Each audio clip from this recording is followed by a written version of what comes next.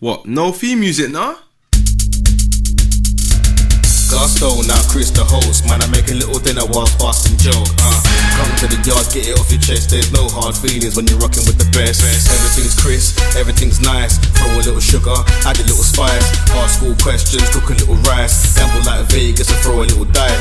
Raise a glass and make a toast. Drop by Chris for a Sunday roast. Or 8 days of his mixology. Get twisted and not off the Hennessy. Now your belly's full, play a game of ball.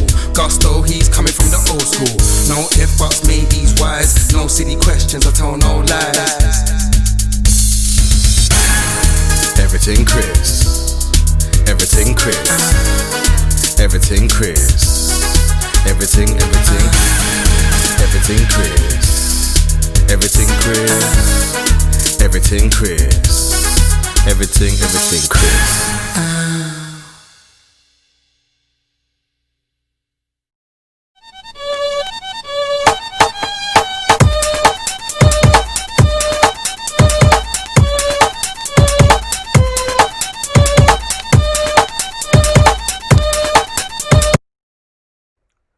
Live talks with the smooth one, Arissol.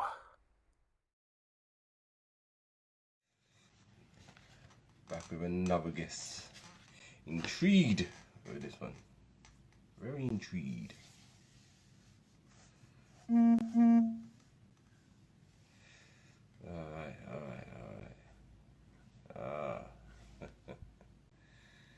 Yes.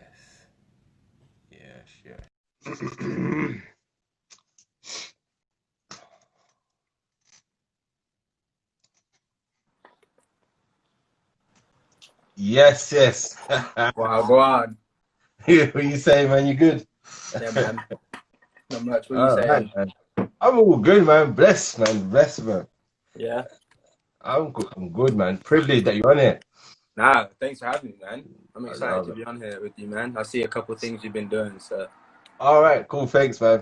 All on YouTube, so yeah. If you wanna check more out, man. See, you killing it out there, man.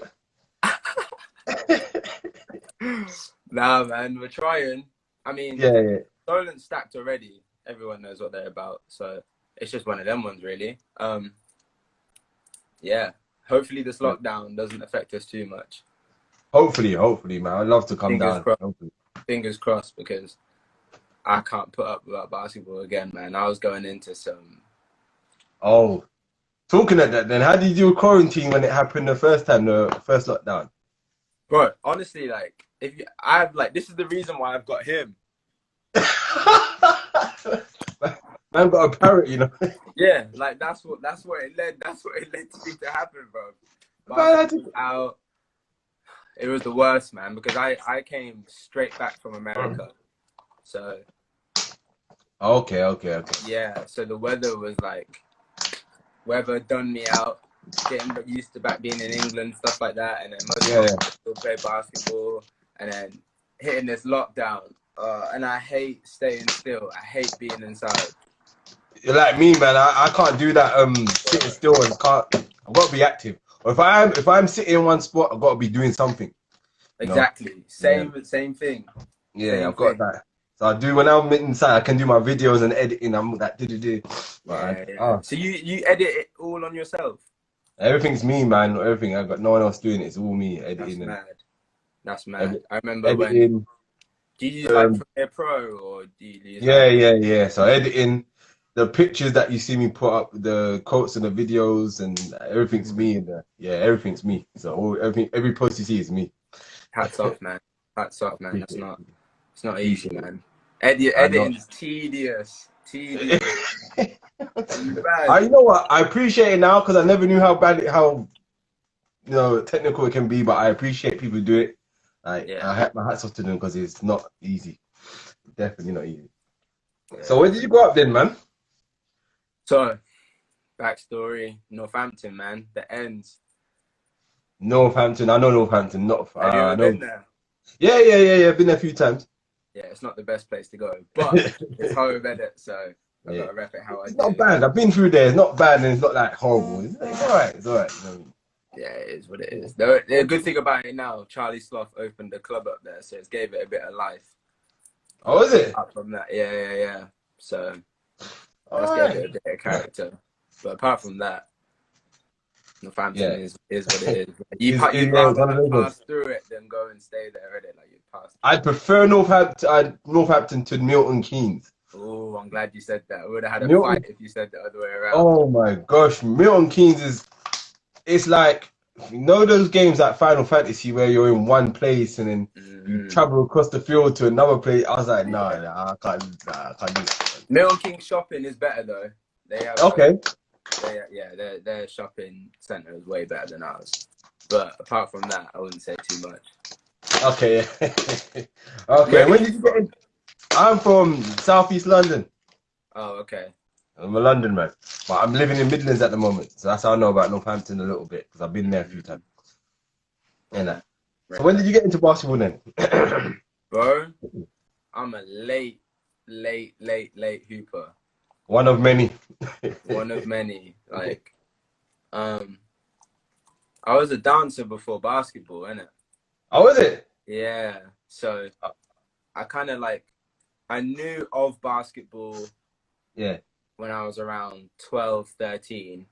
And then I really was like, okay, like I want to play basketball. I want to try and get on a team around like when I was probably like late 13, 14. That's all right. Yeah. So then 15 was kind of like, yo, like I want to do this as like, I want to make this my job, my career. Like I want to go to the NBA like that. So probably around 14, 15 is when I really started taking it seriously and doing things outside of PE lessons, innit? Yeah. All right, that's dope, man. I like that. It was a dancer before, so have you kind of incorporated some of your dance moves into your basketball skills? Yeah, I won't talk too much about me doing ballet because that's just not the pretty side. But dribble left hand, yeah, I guess so. Like, I feel like dancing does like involve everything in terms of like core strength, like hand coordination, definitely.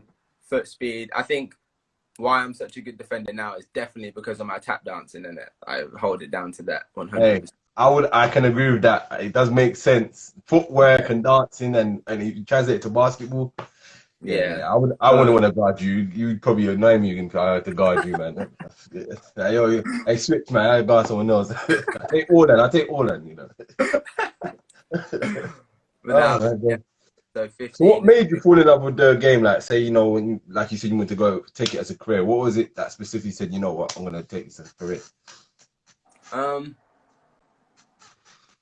So how I like started playing basketball was I was out of my house. I just walked out of my house, and there was a dog around my area that was always loose. And back them times, I don't ramp with dogs at those times, innit? So that dog like knew that I was young, and because I was quite like, I was short and kind of overweight when I was around those ages. Okay. So no matter what, but that dog, every time it see me, would always try it, and it chased me, and I was on my own, and it chased me all the way, like probably like a good 5 minutes down the road, and then I ended up at this wreck near my house. And there was a kid about my age playing basketball with his dad and someone else. And then I just like went over there, and then his dad was like, yo, do you want to come play? And I was like, yeah, like, okay, like never played basketball like that really. But I was like, yeah, I've done this in PE before. And I started playing it. Yeah. And then they were just like, you're really good. Like, you should do this like as a thing. And I was like, you know what? Like, maybe I should. Like, I really enjoyed it. It was different from dance. Because I was mostly leaning towards dance because my older sister was like a big dancer. Yeah. So I was just kind of doing it, trying to like follow her footsteps and keep mum happy in it. And then basketball just won me over. Went back home, clicked on YouTube, watched like hoop mixtape and all that nonsense, and got gas. And I was like, yeah, this is what I want to do. And then from there, I just like grinded day in, day out. Like cut out all my sausage rolls I used to eat. Like I'm going on a diet, and then that 1 year span of me really trying, like I had a growth spurt, like and all that's nonsense, and I grew my hair out trying to be like those American hoopers with the swag. Like how all that goes. Yo, that has got to be the most unique way to get into something. You got chased by a dog. You got to thank that dog, you know. Find that dog and think. Dog's name, it was a Jack Russell, and his name was Buster. I remember it. Boy, Hold tight, Buster. Hold tight, Buster. fam. I think he's dead now though. Like peak, but not peak. Yeah. That Fake- dog fake hates me. Buster. So talk us through your journey, you know, leading up to, is it Otero? Yeah, so Talk us through your journey leading up to there. rocky, man. Rocky journey for me still. So yeah, picked up basketball, played for like Northampton, like as you do. And a lot of players from Northampton were moving to go to Charnwood, innit? And I'm assuming that was just the flex at the time. And I was like, yeah. I want to go Charnwood. And then they were like, you kind of have to get recruited as such. And those times it was Mark Jarram, Andrew Sullivan, who were kind of the main icons of that. And then you have Jamel Anderson and Connor Washington. So it was like they were kind of running the whole program and stuff. Okay. And I was like, damn, like, I'm so dead at basketball to get like scouted to go to academy. And then, so I never got scouted. It was me and my boy Jamal, because we both were like kind of grew up together. So we both went for like a tryout open day. I've never been so nervous in my life. Yeah, like I was like a little fanboy. Like, oh, there's Connor Washington. Oh, there's Jamal and Andrew Sullivan. I like this. But like all my boys were there too, and like they were like either been there a year or they're going there. And I just remember playing, and all I was known for was, oh, that guy can play defense. Like that was just it. And that was like kind of my window to be like, okay, you can come to our academy. And I remember going home crying to my mum. Yeah. I remember, it was mad. I remember crying to my mum. I was like, Mum, I want to go and move to Loughborough, like for A levels. Like, I want to go to America. Like, I want to play basketball. Like, this is what I want to do. Mum was like, knowing that I was dead at basketball. My mum knew I was dead at basketball. So she was like, are you sure this is something you want to do? Blah, blah, blah. And I was like, no. Like, I really like crying to my mum in her bedroom. Like, and I was just like, Mum, like, just like, trust me on this one. Like, I'm not going to be a dancer. Like, let me, like, this is what I want to do. And she took the hit on me, thank God. And I moved to Loughborough. And then my first year, bro, I couldn't even make the EABL team. Oh, like, snap. Yeah, bro. Like, I didn't even make the EABL team.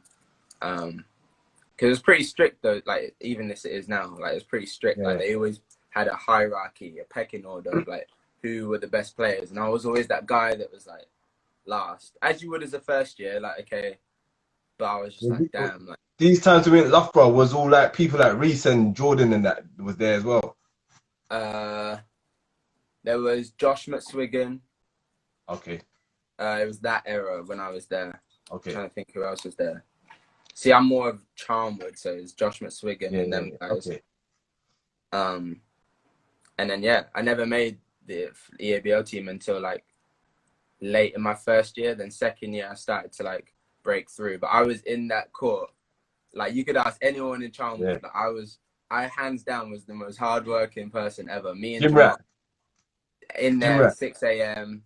Gym rat, bro. Like, I didn't care. Like, even got, like, the caretaker's number. Like, I was like, I have to. Because it was mad. Anyone watching this is the most inspiring, one of the most inspiring stories I've heard. Take notes, man. Caretaker's number. That's a different level, man. For real. Me and my boy Jamal Brownbill, we just grinded, and then second year I got a bit more trust, because you know how it is as a coach is, like, you want to trust your players, but they could trust me that I would play defense. So I always would say, Mark Jarram, I was like, let me guard the best player on the court. Like, I was just like, that's my only way that I knew that I was going to get on the court, if I like that's true, no? So did that, and then I just think, like, a lot of people started to see me as a defender, and then I just became that guy. I was like, yeah, he can lock anyone up. And then the more trust I got, the more confidence I got, and then my offense started to click a little bit. Like, my shot just became a thing. And then that's when I got recognition for England, and then, like, the GB under 18s and stuff. Oh. And that was my main goal. Like, I had that. I think I had, like, a whole picture of the whole GB squad, and then I had a note saying, I will be a Great Britain player, like in my room, like on my door. And I remember like always reading it before and after, like every day. And then when I got the call up for under 18s, that was with Carl Brown. That was like Carl Brown, yeah, that was legendary. Carl Brown, for real. And that was like my kind of like uplifting moment where I was like, yep, like this is me. Like I can do this, I can do this. And then that was when I was like, okay, now it's time for America. Boy, whole different game, like whole different game. Like I honestly didn't know how to go about it, but luckily Charnwood was such a good program that they kind of guide you through that process. That whole process, yeah. But then it was like, as a young kid would, it's like I'm either going Duke or I'm not going. Like, so was Duke one of the places you had in mind of going? Bro, I think I emailed Kentucky, Duke, Louisville. Like I emailed them thinking that I was like aim high, man. Definitely, man. Aim high, never like I didn't really know how it worked. Do you know what I mean? Like I didn't really know like what it was until now. Like, but at the time I was like, yeah, like, I'll go Duke, probably go for 2 years, and then probably just jump on like the Clippers or so. Like that was like in my head, like that was how it was supposed to go. But hit with the big reality check, like, okay, like you're not gonna go there, you need to go somewhere where you're gonna be effective. And okay, and then true, if you don't ask, don't get. And then I wasn't even supposed to go to Otero at the start. It was between Montana State and Delta State were my first two. And then I took my SATs really late because I didn't know where I was going, so I didn't take it. So I didn't revise that much. Didn't get enough SATs to go to Montana State and stuff. So then it was like late in the process, and I was like, damn, I gotta go JUCO. So Montana State coach Chris Haslam messaged Otero for me, and they loved me. And then I went to Otero, and blessing in disguise. Was Otero Junior College then? Yeah, but we were like number 10 in the country, went to the national tournament. All of our players, like it was like a D1 program in a JUCO. So it was definitely then you transfer to is it Chaminade? Is it Chaminade? Chaminade. Was that a college afterwards? So you went to junior college, then the college, or was it still another? So I did my 2 years in junior college, then transferred to a 4-year school. So what do you take from both of those experiences, man? The Otero and Chaminade or Chaminade. One of my JUCO ex-teammates, Michael Sparks, is on here right now. Michael Sparks. Yeah, he was kind of like my older in junior college, so I'm glad that he's on here. Yeah, man, JUCOs make or break, and you hear it a lot, but it really is. Oh, really? I think because you have a bunch of kids that either were told they weren't good enough, didn't get the grades, or told that they were like needed more development. Yeah. And so when you get all that mixture in like a low income school, it just creates like a culture where it's hunger and grit and kind of, but it can go one of two ways. It's like, yeah, let's all get together, or I'm gonna go and get my own, you know? And you see that a lot in JUCOs. But so was it a case for you lot at JUCO where it was like you all on the same page, like, you know what, we're all hungry? Right, you know what? Yeah. Otero was a blessing because I seen other JUCOs and we were a family, but also knew our own goals. So I think it was I was definitely blessed throughout my whole college career to go to like good schools and like be coached by like good people and be around good people, which was a good thing. But Otero, man, like we're in the middle of nowhere, La Junta, Colorado. Like, oh, really? Like, in the middle of nowhere, and so there's nothing to do but play basketball. So all you have to do is work on your game, you know. All you have to do is be with your team. All you have to do is just find ways to get to a 4-year school, because it's hard to get recognized in JUCO because you're in such a big pool of people with a stereotype of how JUCO players are. So in the middle of nowhere, was there no KFC or nothing nearby or something? No KFC nearby, G. There was like there's one place called Lucy's, and it was just like a burger van, but it was like burritos. But don't get twisted, it was fire. It was fire. Like, Okay. Yeah, 100%. So, okay. But yeah, man, JUCO was tough, and I think it brought out the worst of me, which led to the best of me, if you know what I mean. Yeah, I get that. So all my ego, all my pride, like I had to swallow that. Like I was very like entitled, because in my head I was like, okay, I know I should be here, but I'm here, so I know I'm better than where I should be. And so then give you that motivation to say, you know what? That got cut real quick. Went to JUCO. I was playing against guys like Michael, and there's loads of other guys that were just jumping out the gym, like just like everyone was defending like me. So I thought I was one of the best defenders, but two people were giving it back at me, and like I didn't know what to do.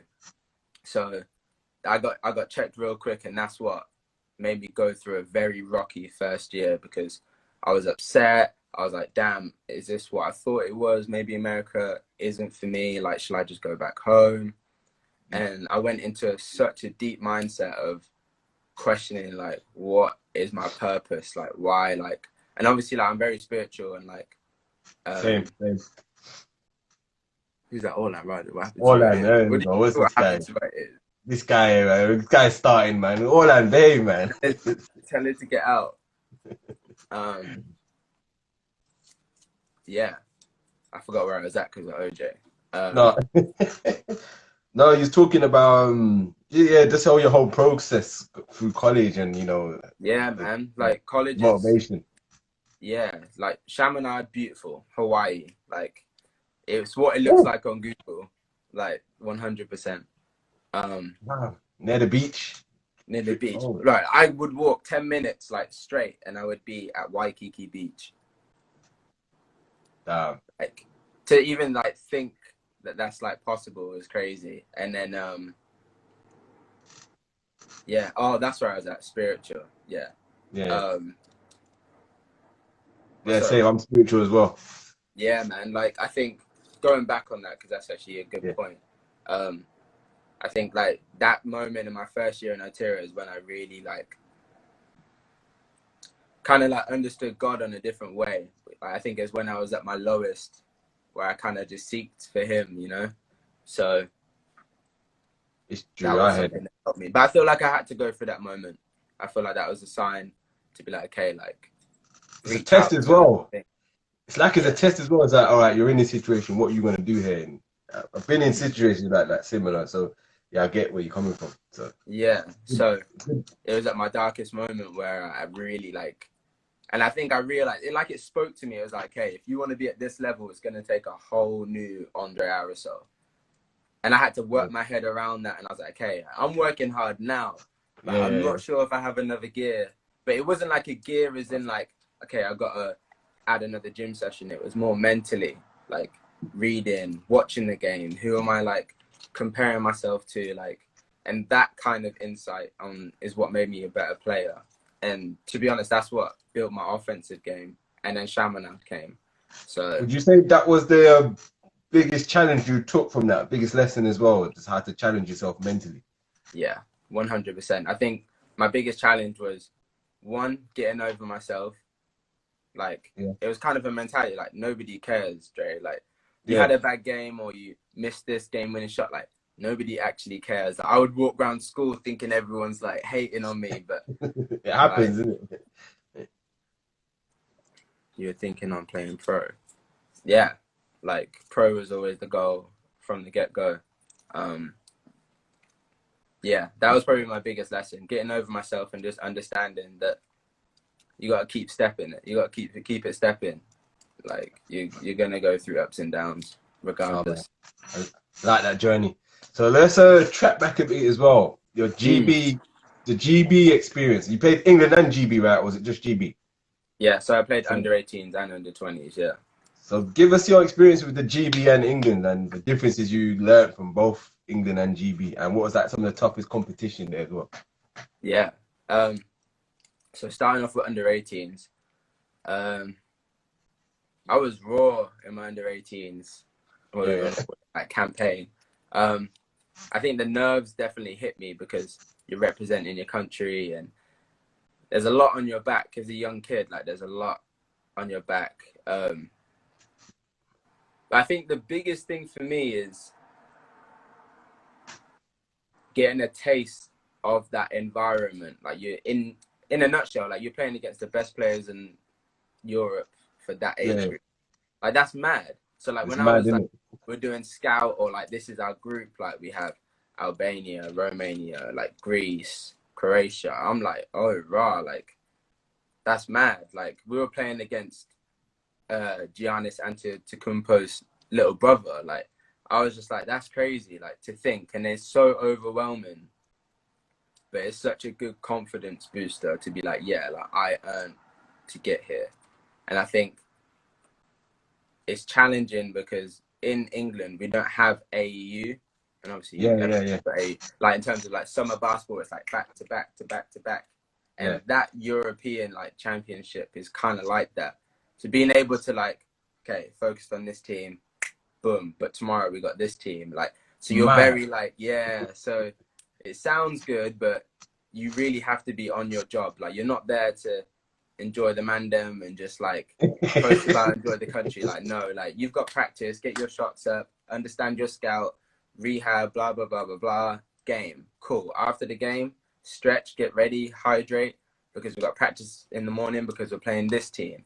And then you're like 3 games in, you're like, oh, like my body's taking it, but then it's semis and quarterfinals and you want to get promoted. So it's like, it's very, very, very heavy on your mental and physical. So I think that was the biggest thing that I took from it.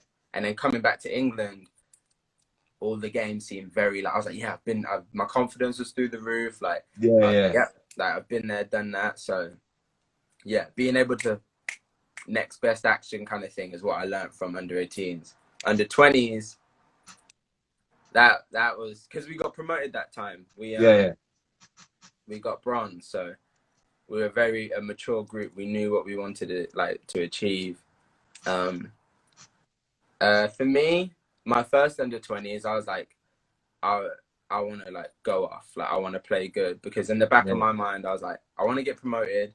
But also, I've always played with that chip on the shoulder because I was always that like underdog, underrated. Like, should he be there? Should he not? Like, I've always had that. And I think I carried that even to this day. Because I was never like limelight. Like, I only blew up, or people only knew who I was around 17, probably 18, to even be like, oh, that's who that is. I'm playing with all the guys that have been that guy since they were 12, innit? So I had a lot to prove from the get-go. But I loved that. I loved that there was no pressure on me. Like, I knew that I was going to come in and give the biggest amount of energy that anyone ever seen. Like, I'm picking up 94 feet. Like, I love that. Like, that's where I get satisfaction out of basketball. Like, and you know what's good about that? Yeah. You know what's like, good watch when any of my games. Watch any of my games. You'll never see me picking up half court, like, ever. Like, I'll always be full court. I just get the satisfaction of knowing that someone works on the handles every day and they can't get past me. Like, there's something about that that makes me like, I don't know, it's weird. But I like it. Like that. But under 20s, man, amazing. Like, great group of guys. We had fun. We won. It's a taste of the pro life as such, is what it was. And it was good to get that early before going to the States as well. Did you ever have an experience? Because I remember talking to Justin one time. Sometimes scouts will tell you what a player can do, and then you go in a game and they do something completely different to what they actually scouted. I mean, did you ever experience that sometimes in that level? Huh? All the time. You'll get, even in America, they'll say he's a great shooter and keep him off the 3-point line. The next thing you know, you're doing what the scouts said, and then he does something different, and you're like, wait a minute. Like, bro, I didn't know he could do that. We I'm not sure if it was with under 20s or in America, but there was a time where the scout he's like a driver, like he's very athletic, likes to like go and dunk on people. This guy hit 7 threes on us.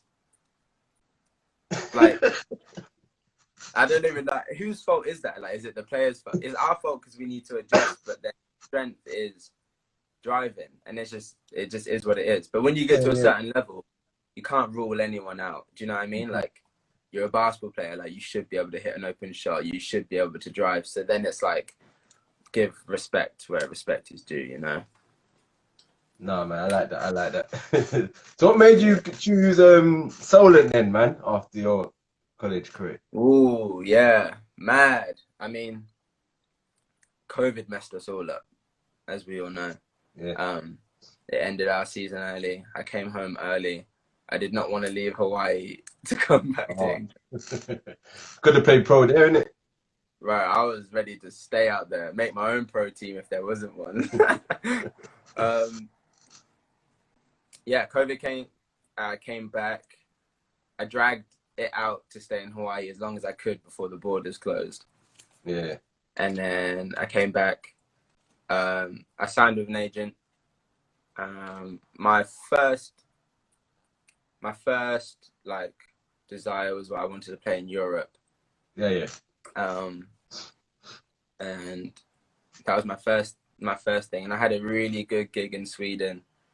And then as COVID started to get worse and worse and worse, more teams started to lose money, more teams started to drop a division and all that kind of stuff. And it really it just seemed like luck wasn't going my way. Like all the teams that I was talking to and stuff, like would either like say they can't play or they're dropping the division or the money's not that great and stuff like that. And it was tough for me because like, even now, like I'm new to the professional world. Like I don't really know what's a good deal. What am I supposed to expect? I don't really know the ins and outs of that. So, and then I was like, okay, halfway through the summer, I was like, I want to stay in England. Yeah. And kind of like after my grandma dying and stuff, my family dynamics were a bit like, okay, I wanted to lean towards more being at home anyway and being in my family. Because I've been away for so long. It made sense to. So I chose to stay home. And then my first game was to be like BBL. So then, obviously, like I was born in Northampton, but I was made like in Leicester. So Leicester was like, that option was probably like my best bet. But then it's like, you have Connor there and Jordan Spencer. Oh, at the time. So I was like, okay, what's that looking like though? You know, like I want to go somewhere where I'm going to play, blah, blah, blah. And so, yeah, Solent reached out to me and they knew that I was looking for a situation. They knew that I was looking to stay in the country. And I spoke to Matt Guyman, the head coach, and man, he's like a great guy. And I think throughout my career, like I really value who you are as a person outside of basketball. And if you can find that in a good team, that's good, Dan. Yeah. Like OJ will tell you the same. Like, do you know what I'm saying? Like it's just one of those things. And what they did last year, like they respected. They almost made history. I watched that game as well. Almost made history, man. Keeping it real, like we would beat a lot of BBL teams, like 100%.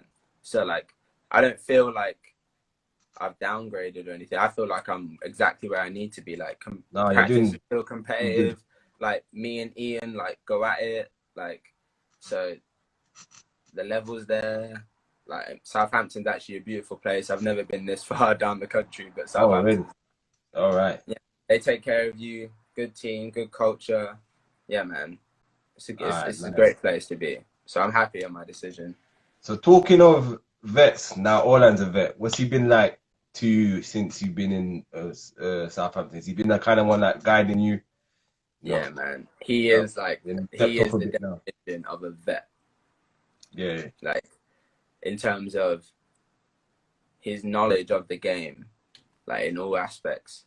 Like it shows. Like even if you watch our games, like you'll just see he does less, but his impact is so crazy. Yeah, like it's just like he brings that kind of to the team. You know? Like I can see like he looks like when I'm watching the games, it looks like he's holding back so much, and it's like you lot are letting you lot go to work. But it looks like he steps up when he needs to. Yeah, that's how it looks. That's exactly how he is, and obviously, like you guys don't see practice and team talks, but we have a lot of team talks. We have a group chat. Like, he's constantly talking on how we can be better. But what I respect about him is that he'll hold you accountable. So, you know, like when you're young, like someone's like being a bit off, like, or OJ would be like, yo, like, Andre, is there something you want to say to the group? Like, what's up? So it's like, it's so open in our team that it just creates a level of respect and honesty that it just clicks on the court. And that's what Orlan brings, as well as what he does. So, yeah, man, I respect him a lot. And being able to learn off him is great, because he's done a lot. He's done a lot in his career. And yes, I think it's good for me, someone who's just starting their career, and him who's like at the peak and kind of at his veteran. It's good to just be around that, you know. So, talking of the Lynch Cup, man, what's your perspective on it so far? It's been good. I've been watching it, man. It's been good. Some good games. Man. What's your perspective on the Lynch Cup so far, and what's some of the toughest teams you've faced so far in the Lynch Cup?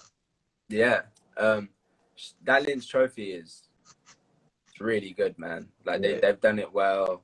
They're broadcasting it well. I think toughest team. Okay, so Barking came out hard. Barking are a tough group of guys. They're very coached well.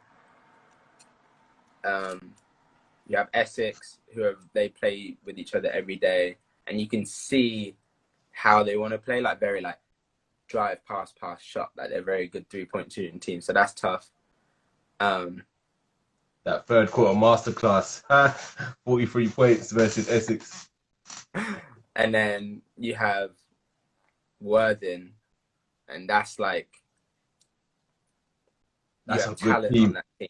That is a good team, man. You have talent on that team, and I think when you get the likes of like Zaire, knowing how Zaire is, and then you have Max Richardson, and then Cameron Hildreth. Like he's great. Like he's a good player. And you've got solid role players as well. Like Ishmael Fonte is a solid role player they got as well. So yeah. Really what I like about Ish is that he's very vocal as well. That's what I know is big time about Ish. Like I respect Ish. Like it takes another breed to be vocal through it. But yeah, that Worthing team is good. I think the Worthing is probably one of the stronger teams in the league. Fair enough. But yeah, I'm excited. If all goes well and COVID doesn't hurt us, we obviously like play Loughborough this weekend. That'll be interesting, because obviously like I kind of came from that program. So, that'll be good. And then you also got teams like Cavs with their added Lewis champion from Bristol Flyers. So that'll be good. That's gonna be tough as well. I like that, man. But it's and I spoke to these guys and from last year, they think the level, like the competition is way like it's higher than last year. So it's gonna be interesting. You have so much talent, good teams, everyone's kind of hungry because of COVID and stuff. So either way, as long as we're allowed to still play basketball, like it's gonna be fun. So you be playing the teams up north as well, like Bradford and all that, or will you not? This is what I'm saying. I'm not too sure, like on what's what right now. I know that we play Loughborough this weekend if all goes well, but hopefully we do. I want to play Newcastle because my boy Ronald Blaine, who is at my rival school in Hawaii, who's oh, he's there. So I'm excited to play him and see him. So and also test your skills against another great defender, Albert Margai from Bradford. He was known as a great defender in this country as well. Yeah, good. Yeah, see, so there's everything everywhere, so it's just interesting. But man, fingers crossed with COVID, though. That's what's hurting us right now. So yeah, it's all good. So, also want to ask, man, what's this thing? Is this thing modeling? Do you do this modeling thing? Is it something you do full time or personally, or is it just a little hobby thing? I see doing some posing there, man. My boy Danny Evans has just come up, so he's gonna laugh at the fact you just mentioned that. I just see man in the pictures, it's like I'm like, okay. See, I see you. Now, I see honestly, you. that's why my hair's gone, innit? Was because of modeling. Yeah. It wasn't really by choice.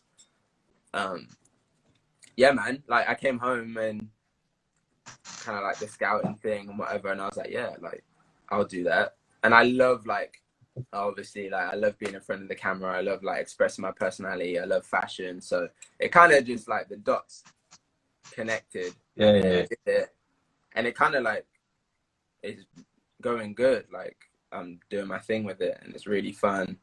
You meet great Okay, people man. through it, like, and why not? You know, like it's one of those things, like, especially during lockdown, like basketball wasn't as accessible Keep as it doing it. was. Yeah, man. So I just went with it, and it's going good, man. Like, it's going really good, and I'm just like, it's good. It's like a different chase as such. Yeah. So, and Definitely. being able to, Something like, on the side as well.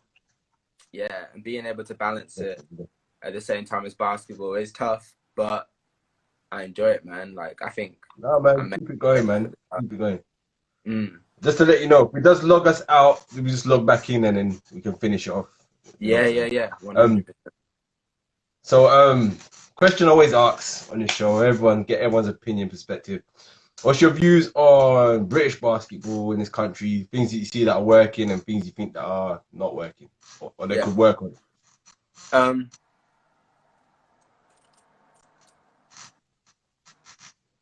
So with the professional leagues. I think when you like talk about the BBL, it's one of those things where, especially when I was growing up, everyone was trying to get away from it. I think a lot of people were like make sure you get out, like, you know what I mean? Like people were talking that it's better elsewhere.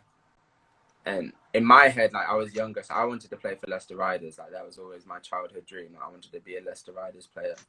But a lot of people were kind of like, no, like get out. Like it's like not that good. The level's not that great compared to other countries.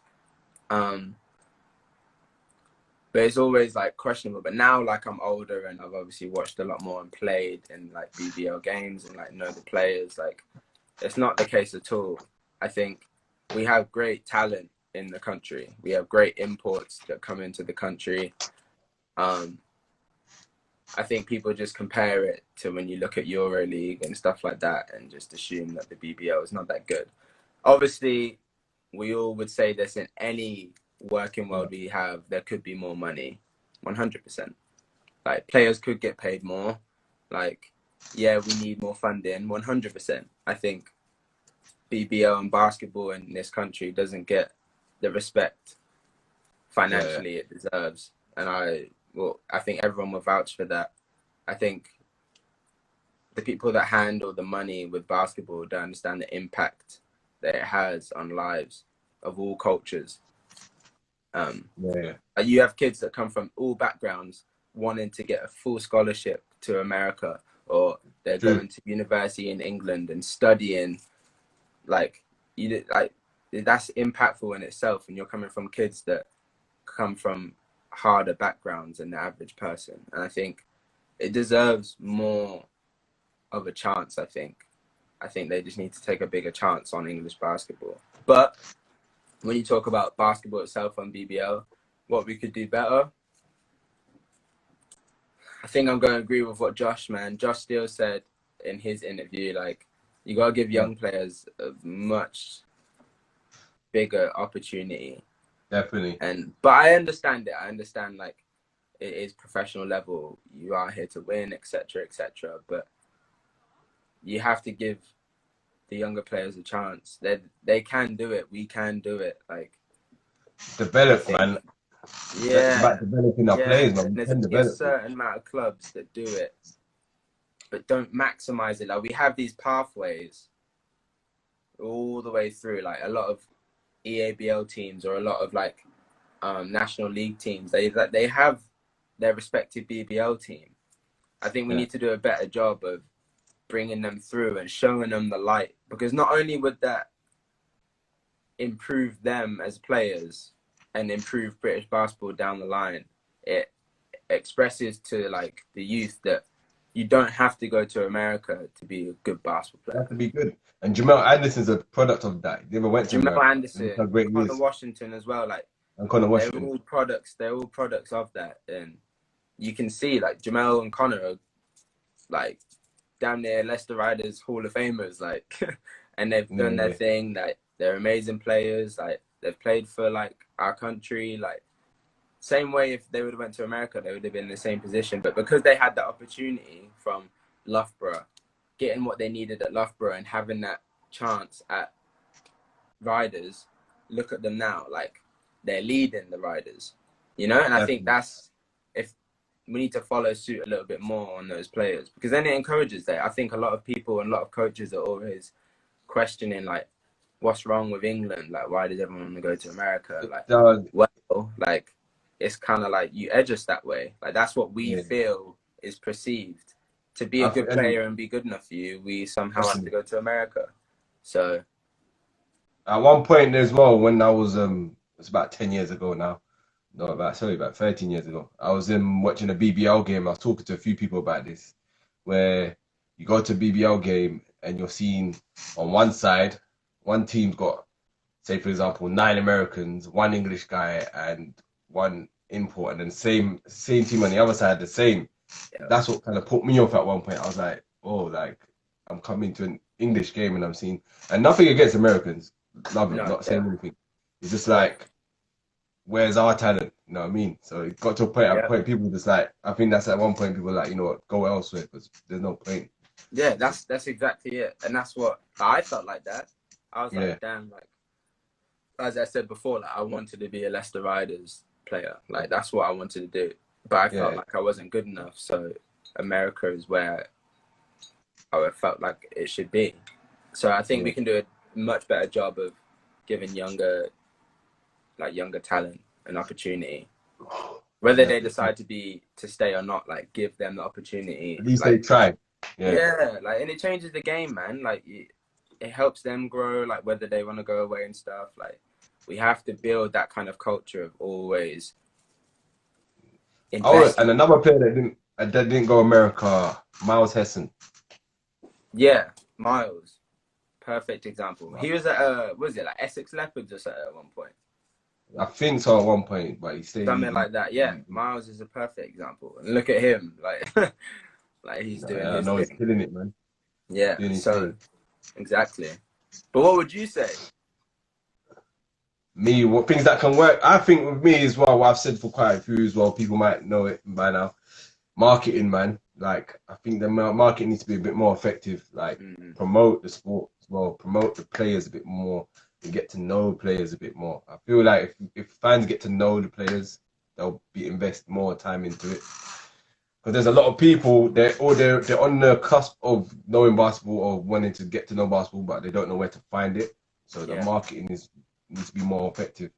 Like, just tell people where to find it more, put it more out there. You know what I mean?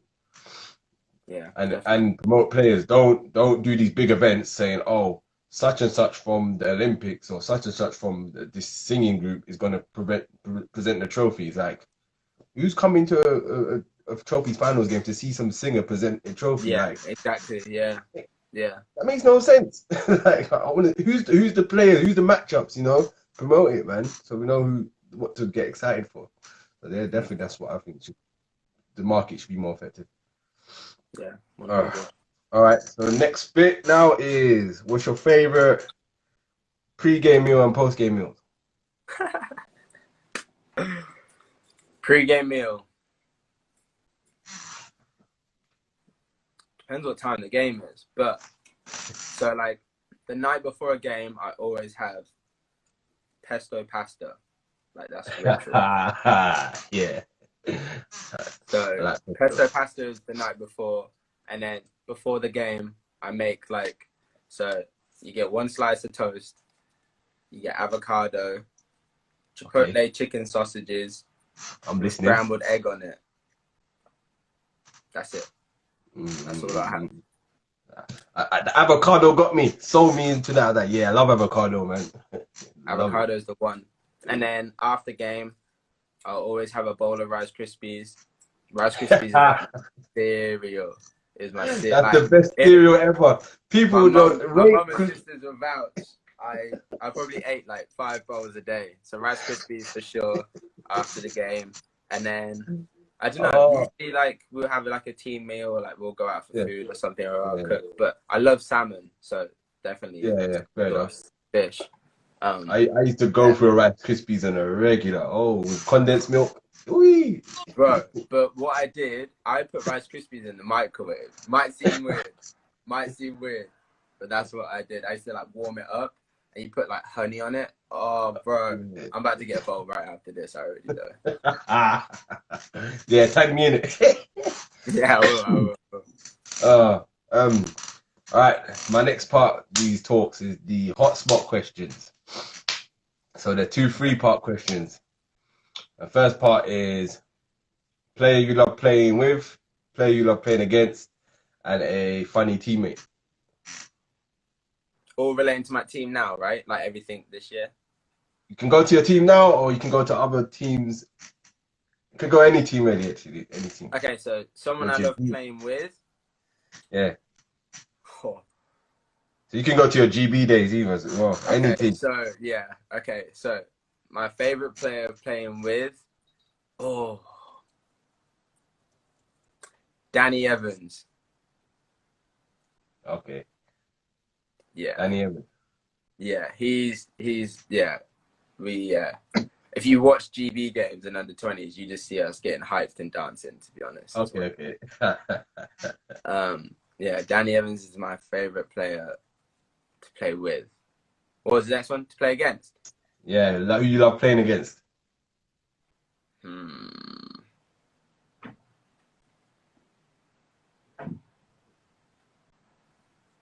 Ooh, tough. So, kicking it back to Charnwood days, and then he played for Cardiff. His name is Jamal Brownbill. Okay. I've mentioned before. He's my favorite player to play against. He's probably the best defender I've ever come across. Oh, snap. Yeah. So him for sure, Jamal Brownbill, is my favorite player to play against. And then the funniest teammate. Yeah. I gotta give it to Carl Wheatle, man. You got a story for us? Oh wait, no, there's 2. It's either Carl Wheatle or Kyle Carey. I'm not sure. Is there a story? Kyle's just funny. Kyle's just like who he is. He's just hilarious. Like it's just the things he does. Like he'll speak. Like he won't change who he is regardless of where he is in the world. It's just funny. And then Carl's just a comedian. Like if you've seen like when he used to do his TikToks and stuff, you've seen that he can be a comedian. So Carl is just funny. He's like an old head in like a 12-year-old body. Jokes. So we've got the next 3-part question now. This is one where it gets a bit controversial sometimes. Okay. Player you didn't like playing with, so not necessarily someone you hate, but you might have a friend or someone you didn't like playing with. Maybe in the scrimmage you didn't like playing with them. Player you didn't like playing against, and a funny opponent. Wait, what was the first one again? A player you didn't like playing with, so not necessarily someone you hate, but there might be that player one time you just didn't like playing with them. I've had a few answers for this. It's sort of funny as well. Who did I not like playing with? Oh, I already know. So he played for Loughborough, and then he plays for Gibraltar national team also. His name's Thomas Yomi. Hated playing with him. I hated it. Because like anything like I would do wrong. This is in Charnwood days also. We played together in Charnwood. Anything I would do wrong, he would cuss me out. But like in a rude way. Like he's belittling me. And I wish he tuned into this so he could hear me say this. Yeah. But definitely Tom. I think there's a couple of people that would back me on that one. He definitely had an attitude to play with. And sometimes you'd just be selfish. Man wouldn't pass the ball, innit? Like, what was the next one? Player you didn't like playing against.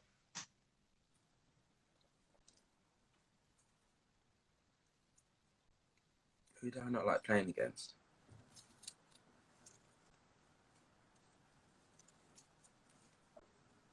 Oh, it's a tough one. That is tough, you know. Tough. That is very tough. You want to come back to that one and go to the funny opponent? Yeah, funny opponent. Funniest opponent. Which player made you laugh on the opposing team?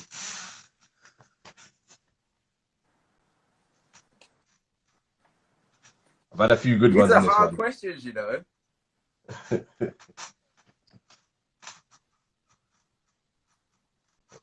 Oh, I know. Oh, did I play against him? No. Nah, I didn't play against him. All right. One of those players. You know I've had what? a I few don't funny know. ones for this. What was the second one again? Let me go back to it. I think I got that. Player you didn't like playing against. Player I didn't like playing against. I'm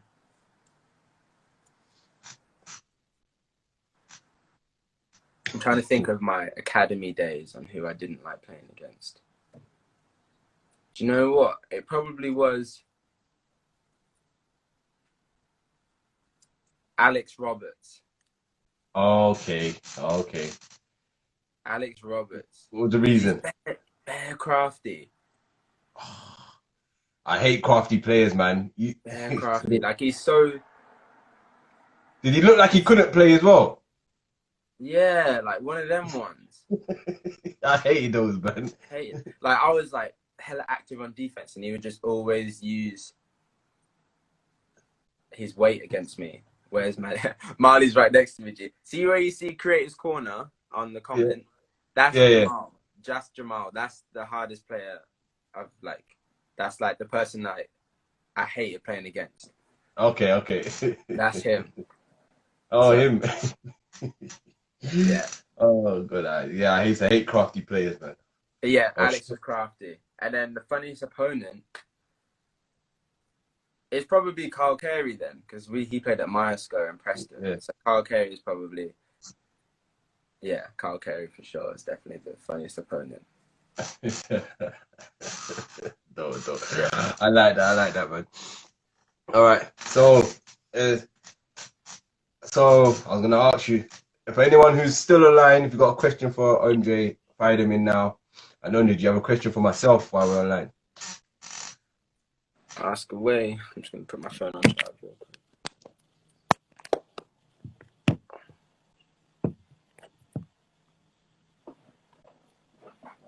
Yeah, and do you have a question for myself while we're online? Yeah, tell me quickly about your backstory. Like, did you hoop? Like, where was your love for basketball involved? My love came in, my brother kind of got me into basketball. Not kind of, did get me into basketball from a young age. And then I started out at Crystal Palace. He took me to Crystal Palace first. Then I went to a place called Crofton, and then Brixton, Brixton is where it kind of changed for me, because I met a lot of players, and Jimmy Rogers was very influential on my life. And then fast forward, I played in Leeds in Division 3 for a bit. Well, not heavily in Division 3. I played more like what's the league called? Not local league, Premier League. Yeah, just below. And I played for Bradford Dragons Division 4. So. Okay. And I've known a lot of people. So I've known Orlan for a long time. A lot of other people. Grew up with Justin Robinson. Grew up with Matthew.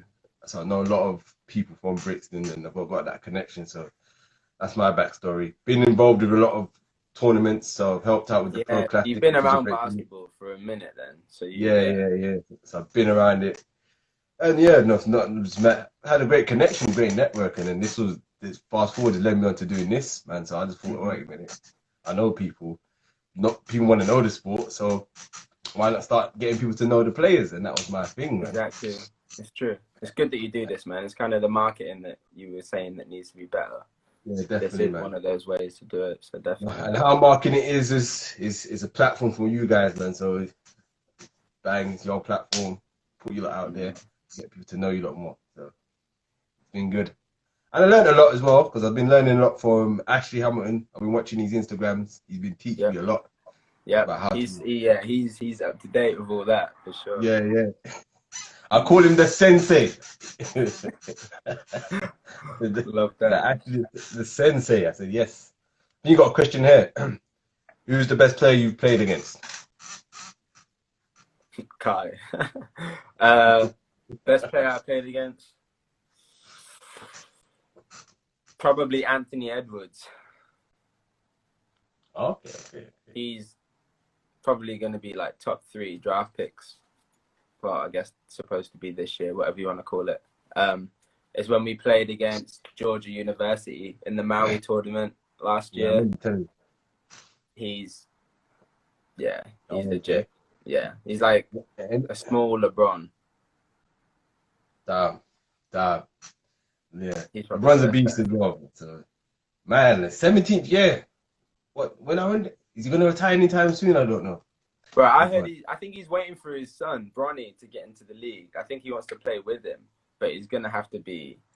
He's got a lot of time left before all that. Right, he don't look like he's slowing down at all. He looks like he's still Cleveland, bro. When he first got drafted, man. Jeez. Do you know what makes me mad? Yeah, like how these youngers are looking big now for a young age. Like 16-year-olds look 30-year-olds.